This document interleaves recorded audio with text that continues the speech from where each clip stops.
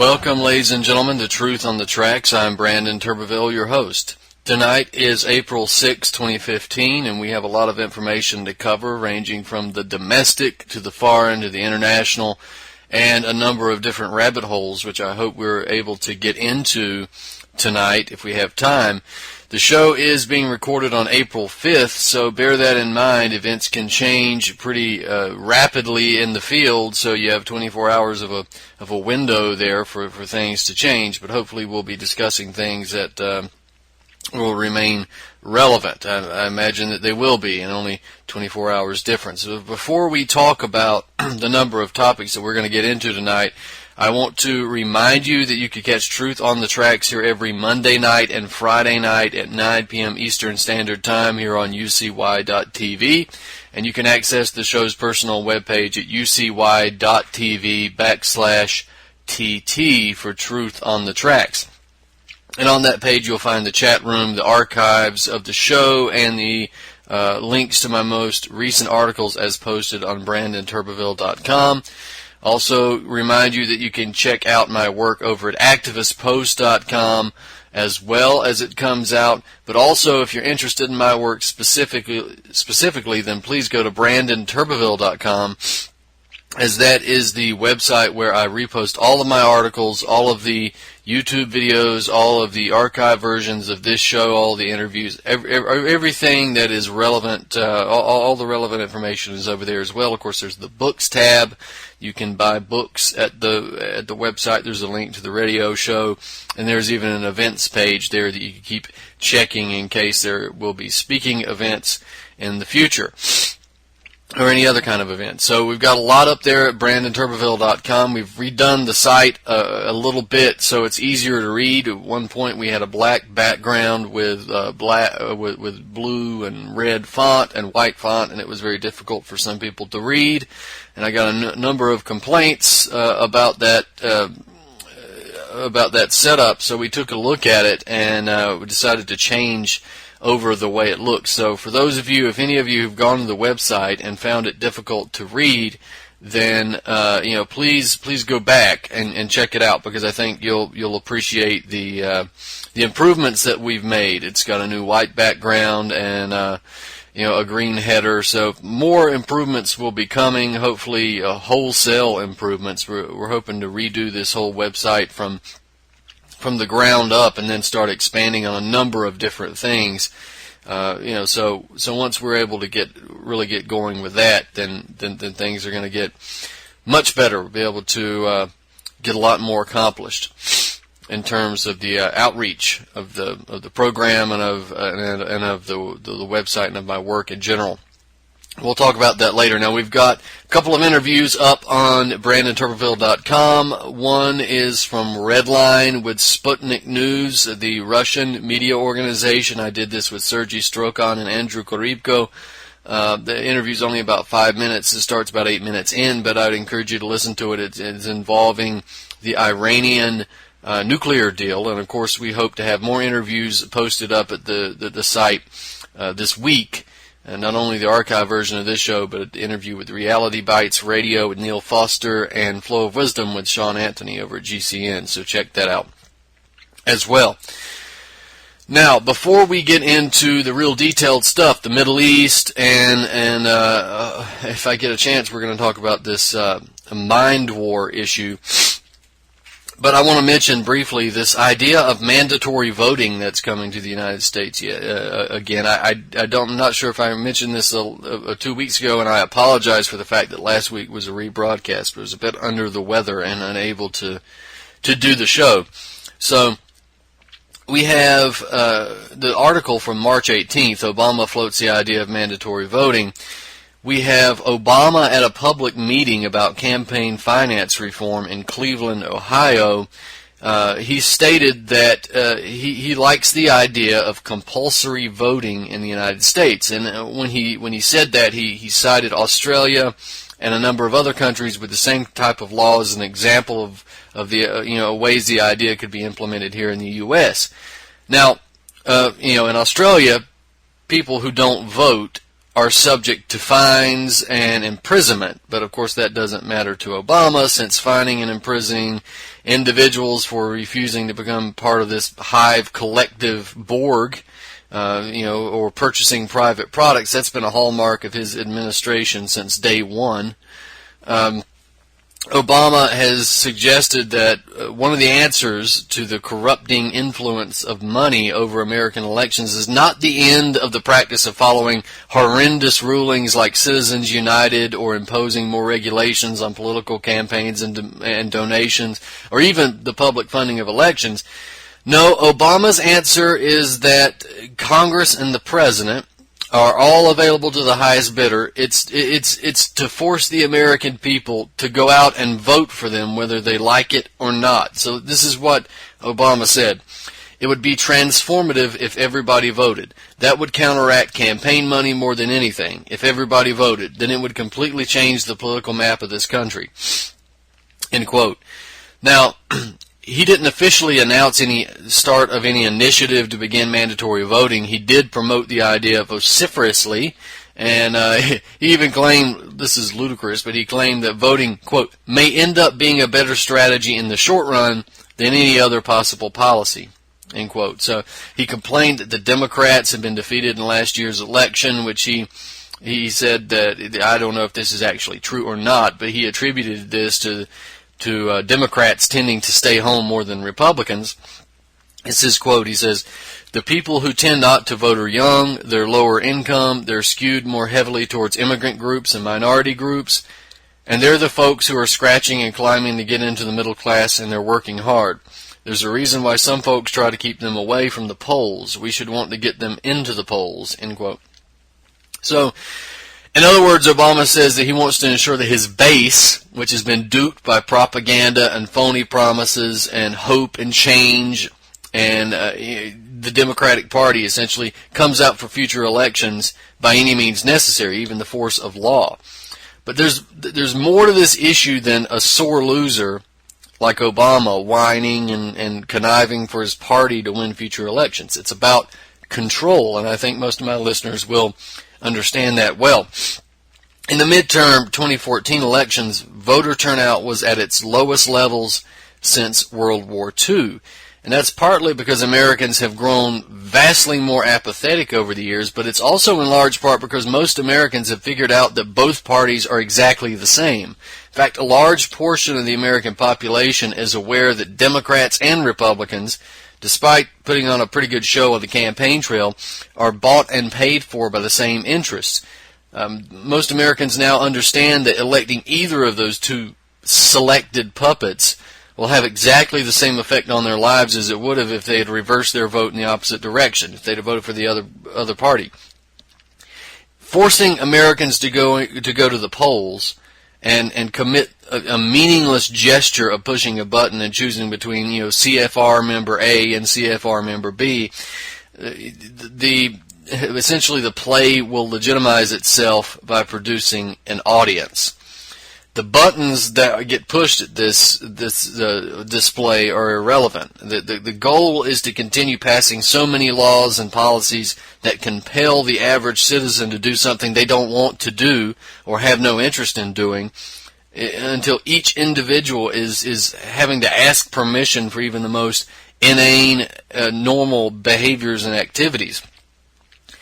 Pushing buttons on a screen might not seem like a big deal at first, but the power of the state, the corporation, the bank, the secret society is growing day by day. It's already out of hand. You already live in an oligarchy. You already live in a fascist state. You already live in a police state, but it's getting worse. The police state is already here to enforce every whim of these groups, these corporations and banks and secret societies and the state itself. All they need is the permission to do it. And they're rapidly getting that. So go check that article out. Now let's move on. I want to talk more about this domestic issue. Scott Walker. We have the 2016 presidential elections now are beginning to take off, and here in South Carolina, we've been getting a lot of media attention being given to Scott Walker, and he's been getting a lot of attention from the Republican crowds. He's been here a number of times. He's been campaigning pretty hard in South Carolina. Now, in the time of the United States, in which the middle class as a numerical figure outnumbered any other class. There was more middle class people in the United States in the 50s and mid 50s, early 60s than there were poor people or rich people. Right? So that says something. And at that time, if somebody like Scott Walker had showed up on the political landscape and put forward his own economic ideas as he's putting them forward today, he would have been laughed off the stage with this stupid Austrian School Economics plan. He would have been laughed off the stage, and nobody would have taken him seriously. If they did, he would have been run off with pitchforks. But this is Scott Walker, and this is 2015. So he hasn't officially announced his bid for president as of yet, but all signs point toward a Scott Walker run in 2016. I mean, he's going to run. Now, the mainstream media, particularly the conservative groups, the outlets, have been promoting Walker as one of the up-and-coming rock stars of the presidential race. And you have, on the other hand, the liberal media outlets criticizing him in all the typical areas, all the convenient areas. There's plenty of reasons to stay far away from Scott Walker, and why Scott Walker, much like Hillary Clinton, should never be president. And I remind people that Hillary Clinton must never be president. But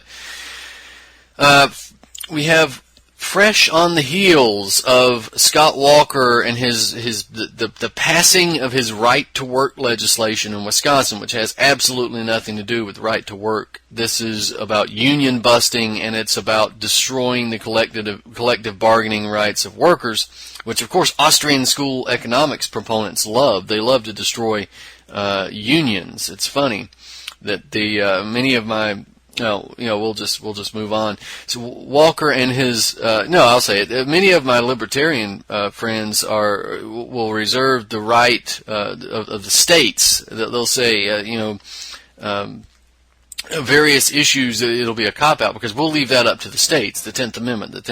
We'll leave it up to the states. But they're always willing to pass right to work legislation at the federal level. And so in this instance, it's not up to the states, is it? So another hypocritical, behavior and a hypocritical stance taken by certain members of the Austrian School Economics crowd. And of course, this is what Scott Walker is. It's the Austrian School, right? It's not in libertarian garb. It's in Republican garb, and in this instance, and you can even take that over to the neoliberal side as well. It has a part in that as well, but we won't digress.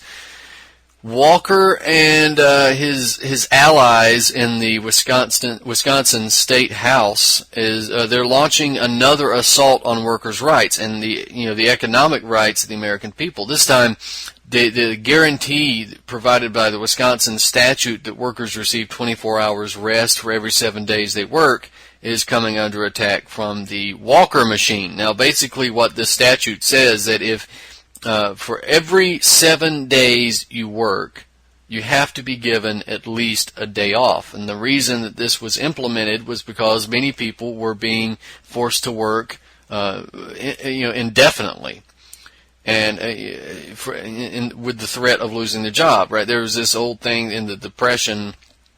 Well, it was shortly before the Depression, where there were signs that said, if you don't come in Sunday, don't come in on Monday, which means if you don't work 7 days a week, you're fired.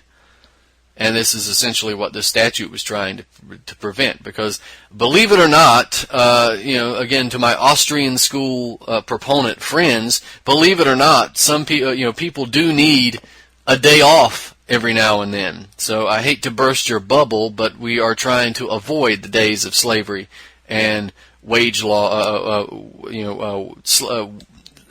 slave labor and weave room girls and that sort of thing. We're trying to avoid that, not go back to it. So that's why your Austrian School Economics ideas are a little on rocky ground in this direction and over here. So the bill that's been proposed by the Republican state representatives Mark Bourne and Van Wangard, that would create an exemption for workers to voluntarily opt out of the rest day and work more than 7 consecutive days. Now, this bill is being presented as workers' choice, of course. It's the right to work 8 days, in a row. The problem is that this exemption is obviously going to open up the door for employers to coerce employees into opting out of the rest day in favor of longer hours.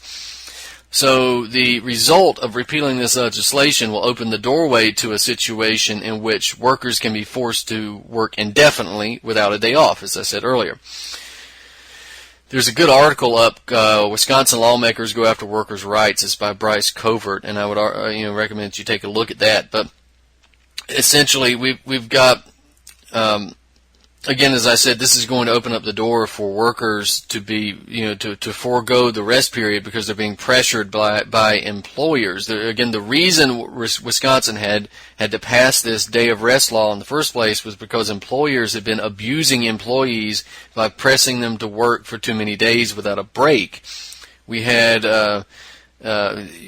Marquette University law professor Paul Secunda has said that many people in those workplaces workers had a proverbial gun to the head, and I think he's right. So basically, if an employer would put pressure on people and let them know they would be unhappy if the workers exercised their right to have that day off, you'd reach a point in which people are working indefinitely, as I said earlier. So employers already get away, and again, this might be surprising to some of my Austrian School Economics friends, because business for them is the holy grail. But I'm sorry, guys, business doesn't trump humanity or human rights or workers' rights. It just doesn't. So you can take that back to the Stone Ages, take that back to Austria. The Austrian school proponents might be surprised to know that employers already get away with breaking labor laws left and right.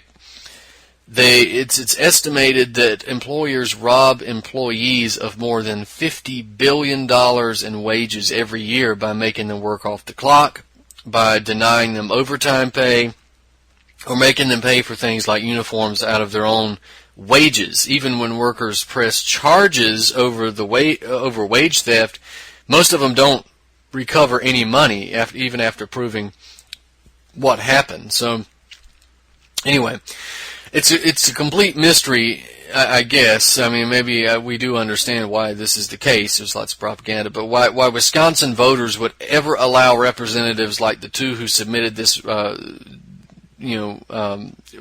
the ending of the rest day bill, or Scott Walker himself out in public without just howls of derision and laughter. It's unfortunate. Instead of laughing them off the stage, Walker has been elected twice, and he's survived a bitter recall battle over his attack on the collective bargaining rights of workers.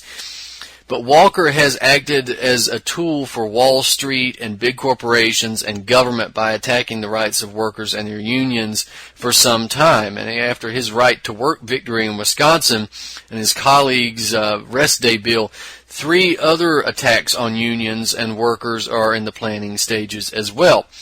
Now, the fascist leadership of Wisconsin, and that's what it is now taking aim at the workers' compensation program by reducing the influence and involvement of administrative law judges and putting more decisions in the hands of Walker's reactionary state government, which, as you could see, has got Walker in charge and these reactionaries in place. It has a history of producing favorable outcomes for businesses and employers at the expense of workers. Now, so that's one thing. We also have these Wisconsin leaders. I put that in quotes. They're trying to attack a statute that would keep blue-collar wages higher and prevent state money from being spent on out-of-state corporations that lowball bid against the Wisconsin-based companies on public works projects. Basically, the law it's an attempt to keep jobs in the state and prevent wage depression. But not only Wisconsin is attacking this, we shouldn't pick on Wisconsin, because out of 32 states that have the laws on those books, and they're good laws, 18 of them are attempting to remove them. So that shows you the depravity that we have reached in the United States. Again, in the mid-50s and early 1960s, when more people were middle class, not as a result of the Austrian school, quite the opposite, they would have laughed these idiots off the stage at a campaign rally. So those of you who are out there who are trying to get a movement going, this is another example of why you should drop the Austrian school crap, why you should drop the free market ideology. So there's also the third attack. It's Walker and his allies in the state government again, or they're attempting to target project labor agreements. And this is agreements where non-union contractors are barred from working on publicly funded projects. In other words, if a non-union firm wins the bidding process, it has to unionize to complete the project. And there's, in Wisconsin, there's no PLA system at the state level, but city governments use them a lot. So it's a way to prevent money from going to low wage firms and that sort of thing, the public. So Walker and his cronies are following fast in the footsteps of George W. Bush on this, because he banned PLAs in 2001 from the federal level. So that should tell you something as well if Bush was doing that. So, again, the fact that Walker can even show his face in a political race in the United States is a sad statement on the political judgment of the American people, since his economics are purely guided toward benefiting Wall Street bankers and major corporations and public-private government corporate collusion operations. Walker is an open proponent of austerity and the slashing of living standards of the American people. He's unfortunately survived politically this long in the state of Wisconsin. His lengthy stay as governor of Wisconsin is not a testament to his leadership by any means. It's a collective disgrace on the intellectual capacity of the American people, who have been brainwashed with propaganda regarding the alleged and theoretical success of Austrian School Economics and of cutting and gutting, of union busting, low-wage economy, and that sort of thing. Years of propaganda and billions of dollars have been spent to convince working Americans to support policies that stand in direct opposition to their own interest, and now those dividends are paying off, as you can see. Walker's done everything in his power to bring about lower living standards and a low-wage economy, a long-hour economy to Wisconsin at the state level, and his tenure as governor of Wisconsin should be reason enough for you to never allow him the opportunity to do so at the federal level. Now, I've got an article that we're going to stop now on that because we've got to get it to other things, but I want to encourage you. It's an article that's exclusive to BrandonTurbeville.com. Scott Walker continues to kill Wisconsin jobs, wants austerity measures nationwide, so please go check that out. Now, we need to take a quick look at the international scene. And the article, before the Nigerian elections, we had this report by Nigerian Watch, which is a UK-based magazine for Nigerian communities, that hundreds of U.S. Marines were being stationed in Ghana as the Nigerian elections were beginning to take off. And the Marines were allegedly being stationed in Ghana so as to be available to remove American personnel from Nigeria if the election results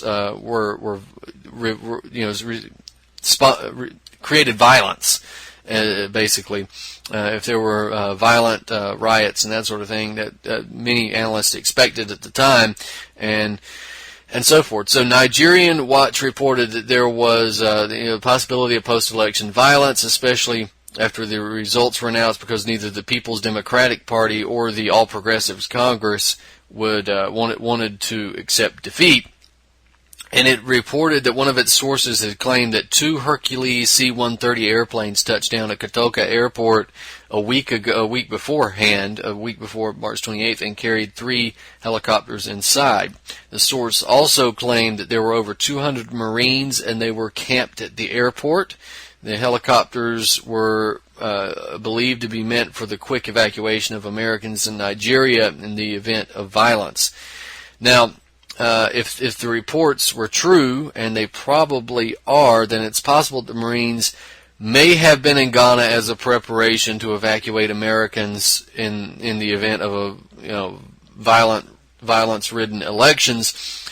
But considering the fact that Nigeria has been struggling with a surge in the activity of Boko Haram, it's an ISIS-linked terrorist organization and thus a U.S. and NATO-linked terrorist organization. It's controlled by the U.S. and NATO, just like ISIS.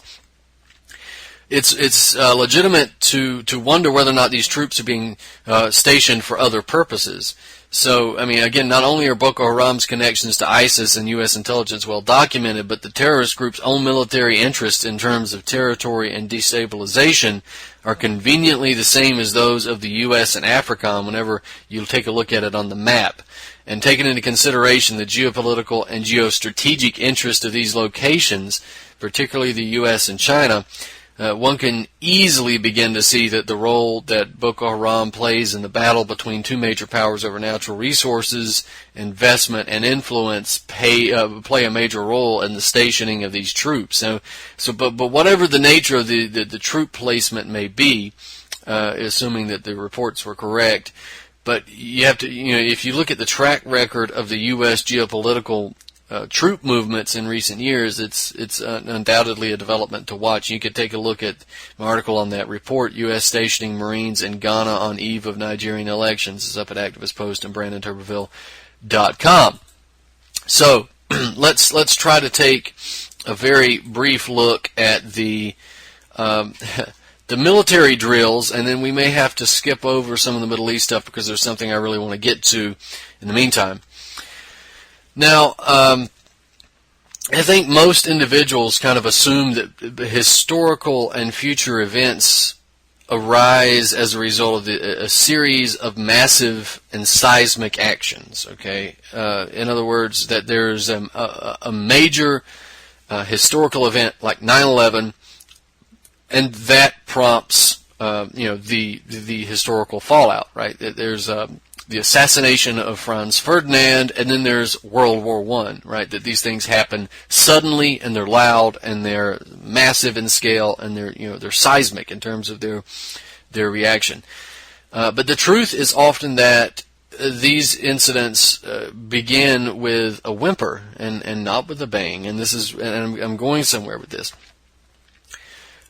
Many events are sparked by a single definitive act, but it's also true that the events that lead up to that defining moment, rarely do the general public realize that they are walking along the path to such an event. Right? Even rarer is the individual who realizes that this path was already carved out by high-level players in the halls of banks and corporations and governments and secret societies long before the destination was ever reached. And again, I would say we can look at World War I as an example. Right? Most scholars will present the events leading up to World War I as an immediate reaction to the assassination of Franz Ferdinand by this shadowy, semi-secret society that they would say is not fundamentally connected to any other secret establishment. But the truth is that not only was the Black Hand part of a revolutionary Freemasonic structure, and the war itself carefully orchestrated plot that involved the personal attention and assembly of King Edward VII, as well as British and French Freemasonic lodges, it was not solely a reaction to the assassination of Franz Ferdinand. So if you look at for what I'm about to discuss is kind of the context. You look at the 30 days after the assassination of Franz Ferdinand, and you'll see that life, for the most part, continued on without any apparent change in the lives of the general public. In fact, in the month after the assassination of Ferdinand, the majority of the world's population had returned to what has been described by some historians as a dreamlike trance of ignorance, even as the declarations of war were being prepared behind the scenes. Now, this time of dreamlike trance that the historians were discussing is July 1914, and that may unfortunately bear relevance to the time that we find ourselves in today. Now, we've got to be careful against sensationalism. The alt media has plenty of sensationalism. The apocalypse is coming tomorrow. It's coming next week. It's coming next month. Regardless, the apocalypse is coming. Eventually, the apocalypse will probably come, and the alternative media can be happy that it was right, as it's being consumed by nuclear warheads or biological weapons or whatever, and be content that they did nothing to actually stop it. But that's another topic for another time. So again, we got to avoid sensationalism. But the question of U.S. and Russia relations and U.S. imperialism and the geopolitical imperatives of the U.S., as well as the imperatives of Russia and China and NATO as a whole, you compound that by an overwhelming ignorance of the general public today, is what I'm discussing, it should cause concern as to whether or not we are in a similar situation today. Are we in July 1914, in other words? So if you look at the fact that over the last few months, Russia and NATO have held war games that have become increasingly aggressive despite being largely ignored in the mainstream media, except for the obvious propaganda opportunities. But any real and legitimate discussion about what these drills actually mean has obviously been left out with the Western press just using them to promote this infantile narrative that NATO's drills are for readiness and protection of the free world against the aggressive, Hitlerian Russians. But on the other hand, while Russian drills take place, they're the preparations to storm Eastern Europe and reimpose the Iron Curtain. So that's the propaganda narrative. Now, since the conflict began, the U.S. and NATO have provoked the situation even further, which, again, they created the situation. They engineered the Euromaidan color revolution to begin with by arming and training these Ukrainian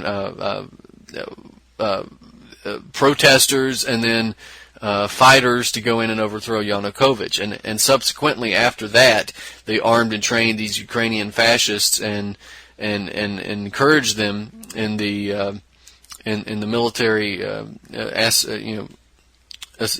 the military operations that took place in eastern Ukraine. They've also held military drills across Eastern Europe and Western Ukraine as well. So the fact that the Euromaidan movement and the subsequent ouster of Yanukovych was initiated by the United States and NATO, that's clear enough. Which side of the geopolitical tug of war, I guess we should call it, which side, Russia or NATO, initiated the first round of military drills over Ukraine, that's not as clear.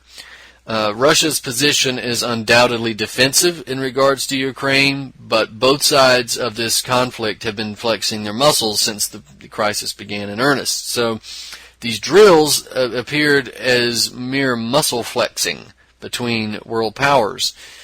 Initially. In other words, just showing off each other's military strength, showing off their commitment to their positions. But as time has moved on, these drills have become, they're developing into something that's more physically imposing, and it's suggesting that the drills were a public but subtle warning, nonetheless, that military force would be met with equal or greater military force.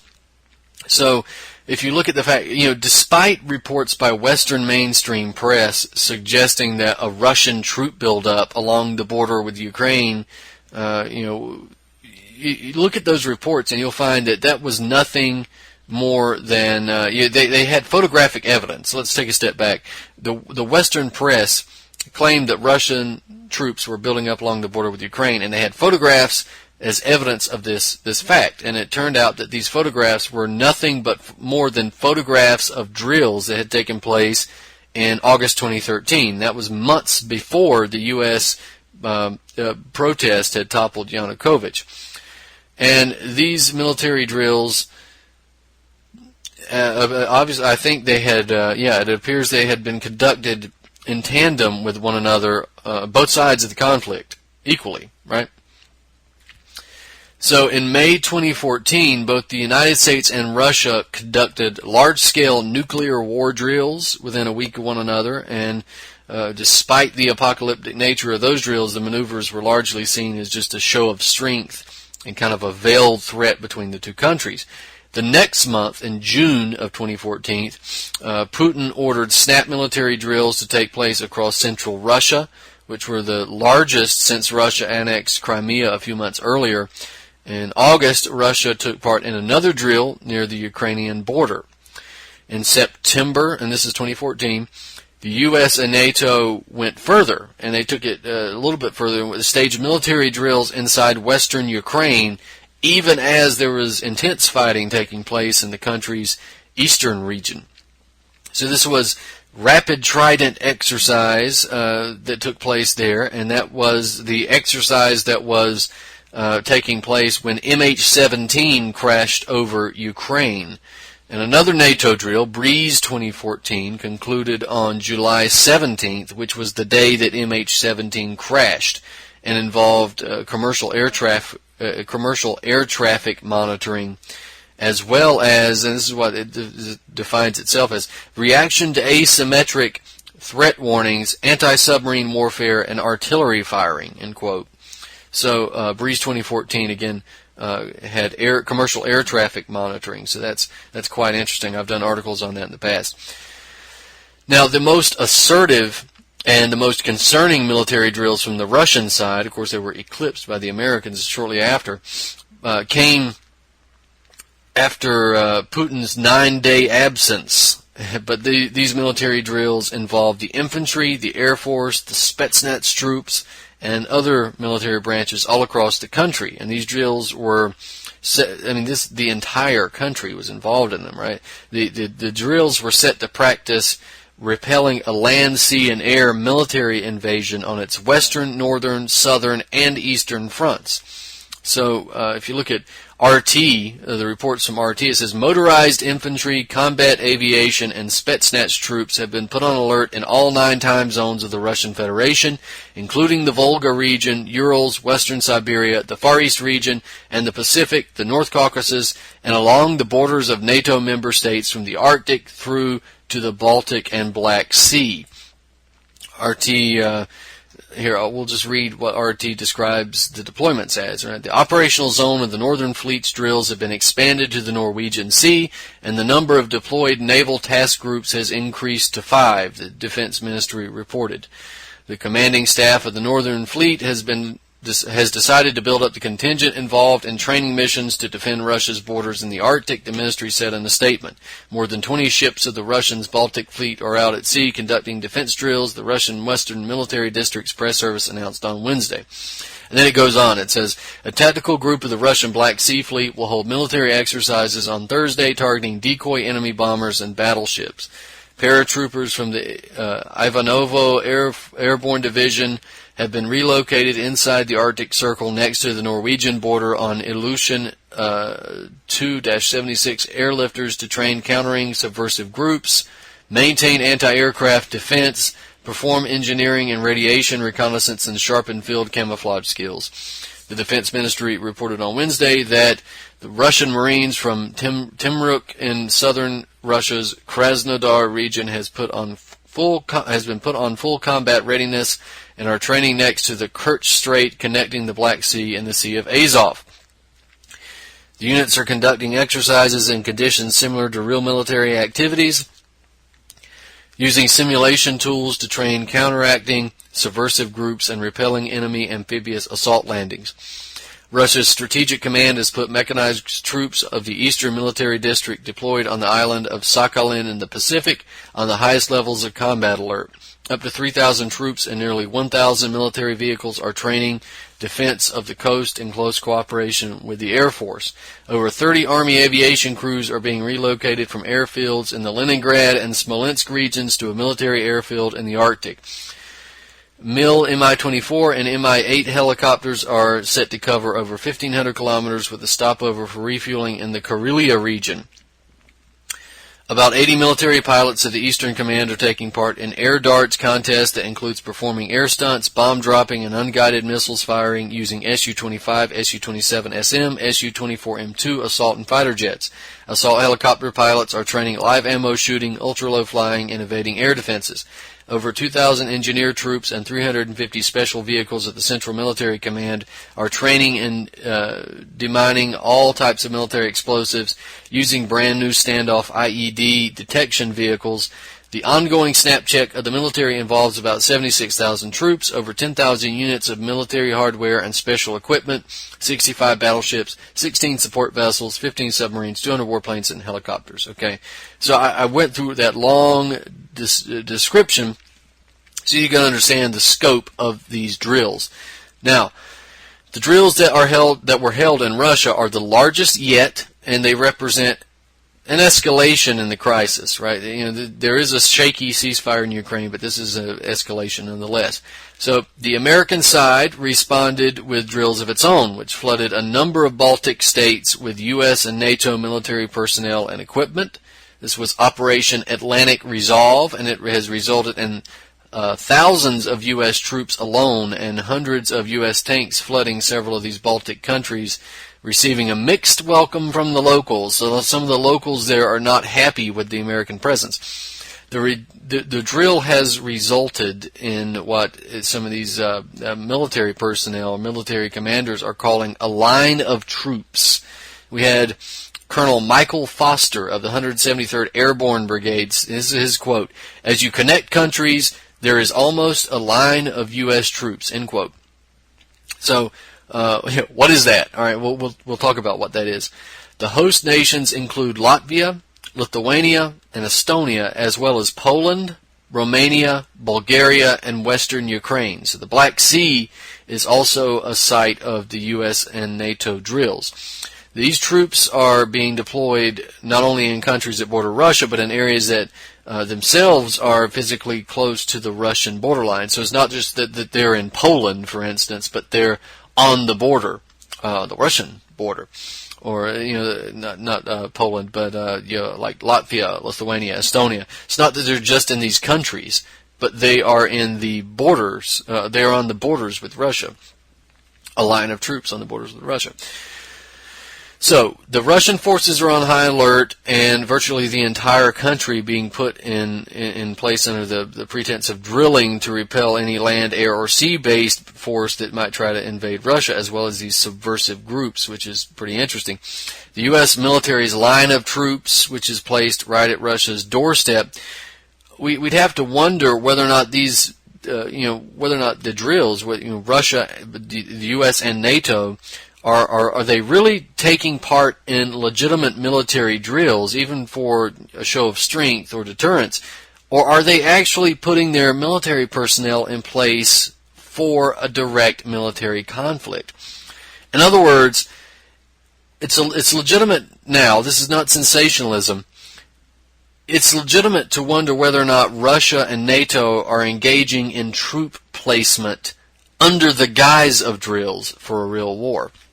In other words, are these drills really drills, or are they just a cover for the placement of troops on the battleground for an actual conflict between the U.S. and NATO and the Russians on the other end?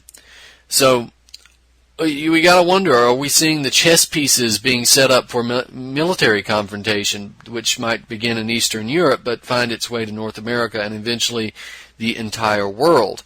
And given the track record of both of these governments, it's entirely plausible to believe that if both nations were placing their military personnel in strategic positions, the cover of drills could and would be used so they wouldn't forewarn the general public or cause panic in society or hamper their troop movement. So the cover of military drills and exercises is not just one that's been used for false flag operations. It's one that's it's a tactic that's been available to governments for years, and they're able to position military personnel in prime locations before any actual combat has taken place, and it's been done before.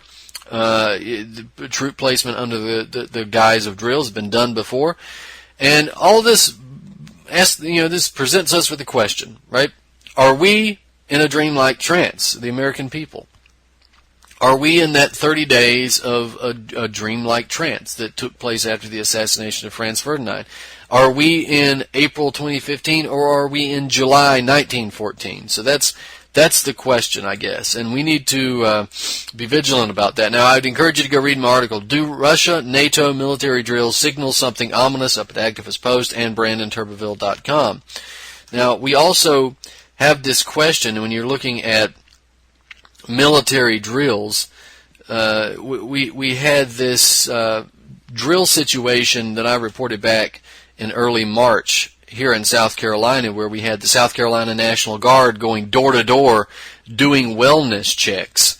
And this is, in the Florence area, we had about 400 military personnel involved in the exercise. We had about 2,000 military personnel participating statewide, and also about 3,000 more personnel coming from the emergency management divisions of the South Carolina State and the county divisions of emergency management, going door to door doing wellness checks. And this was part of Operation Vigilant Guard. This was again March 7th of this year. Now, it was set up under the basis of having Category 4 hurricane, but that didn't really make sense in some of these aspects of how to do the drills. But we also have, and are still continuing to have, this Operation Jade Helm, which is apparently a domestic martial law drill. It's taking place across the country. Now, there's two aspects to this. When you look at Jade Helm, right? They've already done this in the Southwest. They've done this in Texas. They've moved some in the South. They've had this in Florida. Now they're moving to Ohio pretty soon. The whole country is being enveloped with this Jade Helm. So, two aspects. One is, of course, a martial law drill. Is the U.S. government preparing to declare martial law, in turn civilians, put them in concentration camps, basically come down with the iron fist to go door to door taking guns, that sort of thing. And option two is that this is yet another nationwide military drill for troop placement and preparation for some type of, Russian invasion, just like the Russians are preparing for us. Take your pick. It could be a little bit of both. If there is some type of war, don't look for the U.S. government to be on your side as an individual American. Obviously, these things have martial law overtones. I lean more toward the clampdown on the domestic population than anything else, to be honest, because look at what these drills are focused on. They're focused on going door to door, and we know that wellness checks are indeed it's a cover for things like gun confiscation, forced removal, forced relocation, forced vaccination. That's what door-to-door wellness checks are. Let's not make any mistake about that. So there's obviously the martial law element, the domestic crackdown on American citizens, right? With some being friendly, with some not being friendly, and that sort of thing. So go check out the Jade Helm story if you haven't seen it. It's up there on a number of different websites, and it's very concerning to say the least. Unfortunately, I don't think we're going to have time to get into the Mind War article that I really wanted to get into today, but we will cover that next week. But we're going to try to stay on the international front for the rest of the show if we can. And hopefully, I wanted to get into Yemen, but I don't know if I'll be able to get into Yemen tonight. So let's look at Syria again. It shouldn't be a surprise to anybody who's followed the Syrian crisis, especially the listeners to my show, that the top U.S. commander in the Middle East, this General Lloyd Austin, who's been popping up in the news more and more as quite the little warmonger here, he says that he has recommended that the United States military shield the new death squad terrorists being trained by the United States. They're about to be deployed across Syria. Austin told Congress that he was currently waiting on the White House's response to his recommendation. Says the U.S., obviously we know the U.S. has been supporting terrorists in Syria since the beginning of the crisis in late 2010 by a variety of other means, military, political, financial.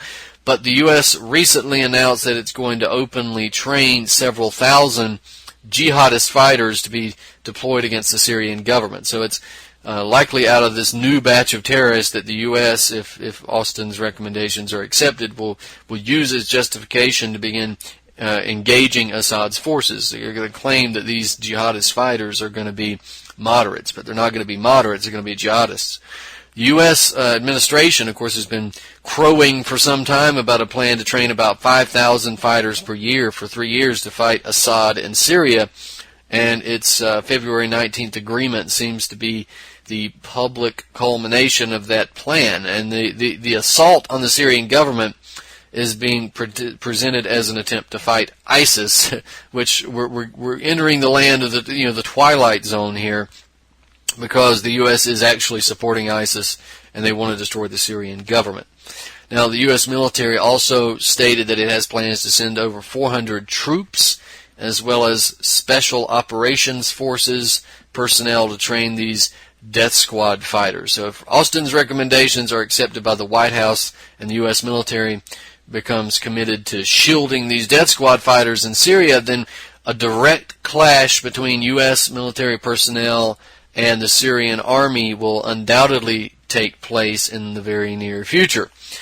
So, clearly Syria is not going to be able to withstand an attack by Western-backed jihad. Syria is not going to be able to withstand repeated attacks by Western-backed jihadists without defending itself, right? Just simply because American agreements to shield these proxies. In other words, if Americans are shielding the death squads, then if Assad tries to kill the death squads, Assad's going to have to fight through the American forces. Or they're going to have to just let the death squads do what they want to do and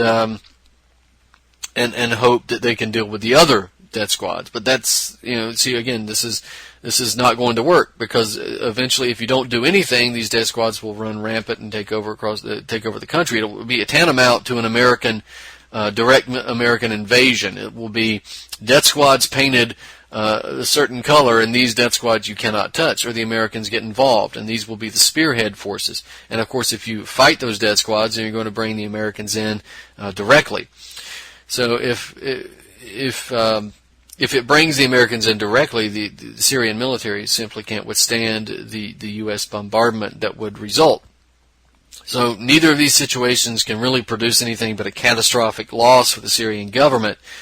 And, this is just the culmination of a plan set in motion by the U.S., NATO, and the GCC at least 4 years ago. So you go read up on that. U.S. General recommends shielding terrorists in Syria over at Activist Post and BrandonTurbeville.com. So we've got just a couple minutes here to look over this.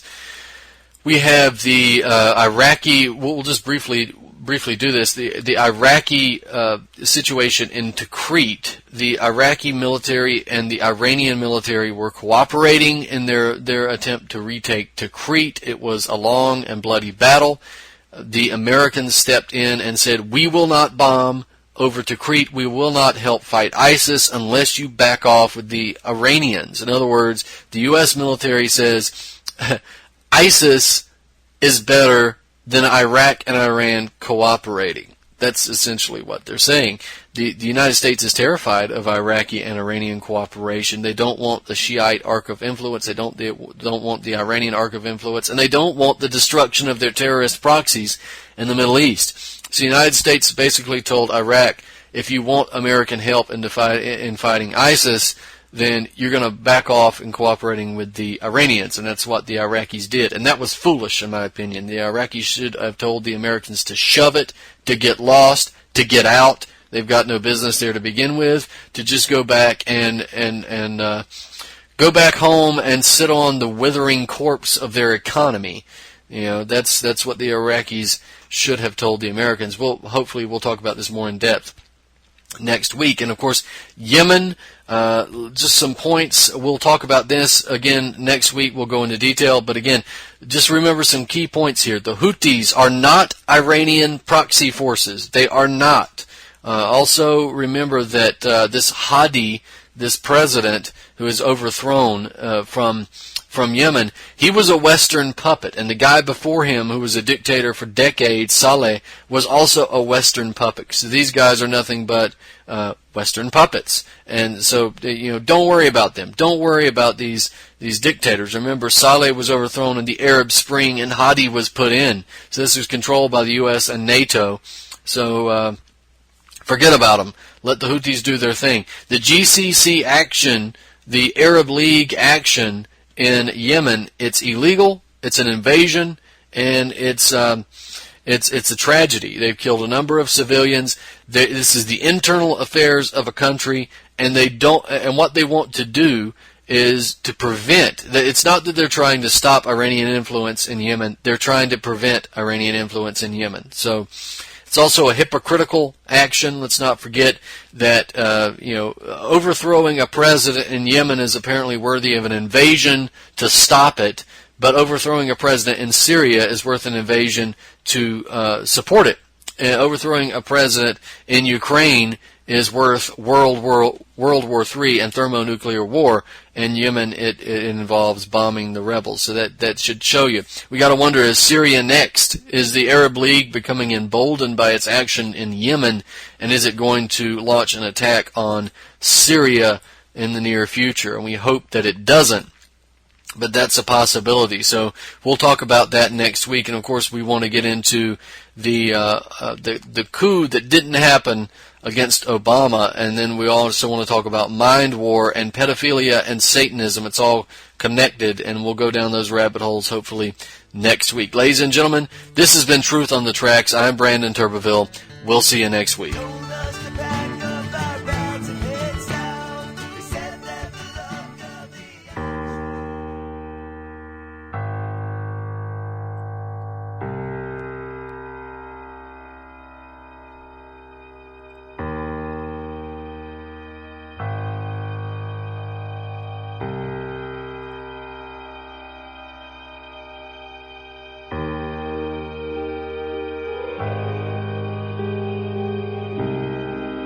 President Obama raising some eyebrows yesterday, speaking at an event in Cleveland. Mr. Obama suggesting he would support the idea of making it mandatory for Americans to vote. Be transformative if everybody voted. That would counteract money more than anything. If everybody voted, then it would completely change the political map in this country. Instituting mandatory voting would put the U.S. in the same company as about 20 other countries, including Egypt, Bolivia, and Mexico. I mean, I love the idea that he says it would counteract money. Where do you get that from? I mean, if everybody's out there voting and they're not engaged enough to actually read, then money would play a bigger role. Yeah. Because you'd have even more ads, even more to just barrage the people who are barely engaged to vote in your direction. I mean, if you're not engaged enough to vote, please don't. Please don't. Stay home. Yeah, I mean, don't you, Andrea, that's what even when I vote sometimes, and, there are things on the ballot that I don't know about. I used to, when I was younger, I would just go, I'll just randomly pick. And then later I thought, I shouldn't do that. You know what I mean? I don't even know what I'm randomly picking. Yeah. You shouldn't be voting if you aren't informed about everything that you're voting for. And can this administration for one day not tell us what to do, not tell us what to eat, not tell us what to think, not tell us what health care to get? I mean, the Constitution guarantees freedom of association. We can associate with whatever political party we want. And guess what? We can also disassociate and not vote if we don't want to. It's a speech issue. You also have the right to remain silent or not vote if you don't want to, if you're not engaged. I mean, this is an erosion, as we've seen from this administration, of duties and obligations in citizenry and responsibility, and replacing it with mandates and orders and executive order. I mean, you heard the word in what he said there, the word transformative. It's always been about, if the country's clearly not good enough, we got to just transform it and change it. And if you make everybody vote, you get a bunch of folks that aren't informed, all the reasons you talk about. Well, I mean, Harris, it's a little authoritarian, right? I mean, yes. A little. Before the show, we did the tease during Happening Now, and I said everybody's homework for Outnumbered was to figure out how they felt about this. So I'm going to go to social media real quickly. On Twitter, LCDR1970 says, Harris, your dad and I voted much of our lives to prevent what President Obama is proposing and doing. His thoughts. Well, I can't phone my dad right now, but what he's saying as a former military veteran is what you're saying, Pete, because you are too. And that is that you fought for our right to decide for ourselves, because that's freedom.